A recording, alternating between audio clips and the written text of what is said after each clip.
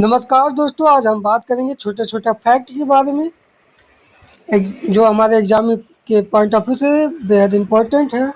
हम लोग अब बात करेंगे छोटे छोटे कंसेप्ट, छोटे छोटे पॉइंटों के बारे में। जैसे आज हमारा टॉपिक है कि प्राकृतिक स्रोत, उसमें कौन सा अम्ल पाया जाता है। बात करते हैं सिरका। सिरका में कौन सा अम्ल पाया जाता है?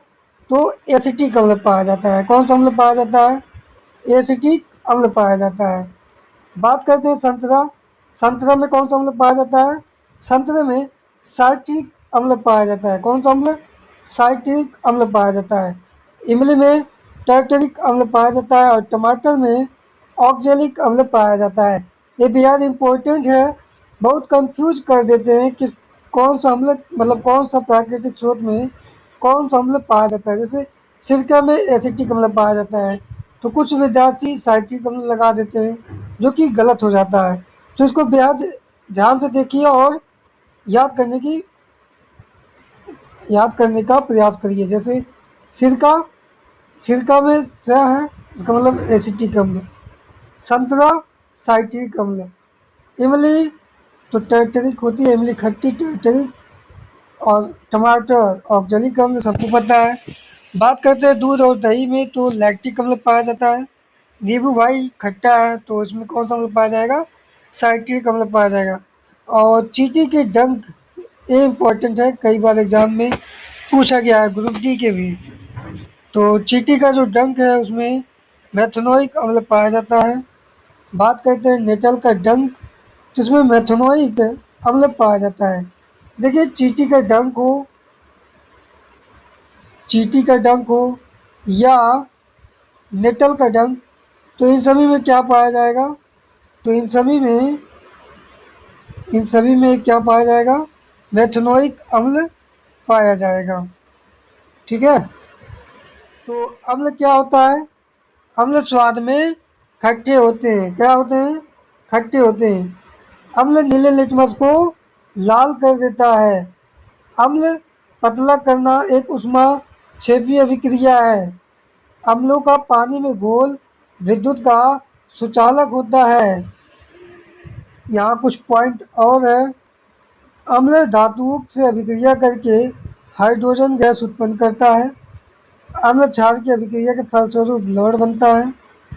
तो फिलहाल ये सब तो पता ही है आपको। अब हम बात करते हैं यहाँ से पॉइंट, एग्जामिनेशन वाला पॉइंट में आप बात करते हैं अम्लों का रासायनिक गुण। इसमें पहला गुण क्या है? धातुओं के साथ अभिक्रिया। अम्ल जो है धातुओं के साथ अभिक्रिया करके हाइड्रोजन गैस और लवण बनाता है। अम्ल क्या है? धातुओं के साथ अभिक्रिया करके हाइड्रोजन गैस और लवण बनाता है। यह एक सिंगल डिस्प्लेसमेंट रिएक्शन होता है, मतलब एकल विस्थापन अभिक्रिया होता है। जैसे उदाहरण के लिए देखिए, जिंक प्लस HCl, तो यहाँ हाइड्रोजन विस्थापित हो जाएगा और उसकी जगह जिंक आ जाएगा। तो zinc Cl2 plus hydrogen gas बाहर निकल गया।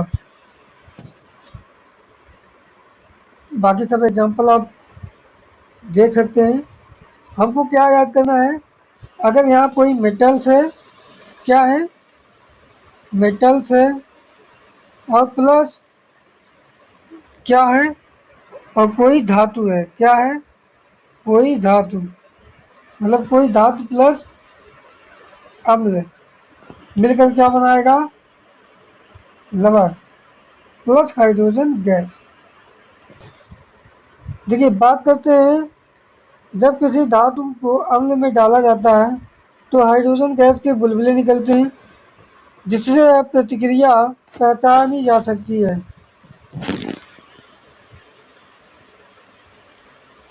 चलिए दूसरा कंसेप्ट के बारे में बात करते हैं। अम्ल जो है धातु ऑक्साइड, मतलब जो क्षारीय होते हैं, से अभिक्रिया करके लवण और पानी बनाता है। जैसे कैल्शियम ऑक्साइड प्लस HCl से अभिक्रिया कराएंगे तो क्या बनाएगा? सॉरी दोस्त, कॉपर ऑक्साइड प्लस हाइड्रोक्लोरिक अम्ल से अभिक्रिया कराएंगे तो कॉपर क्लोराइड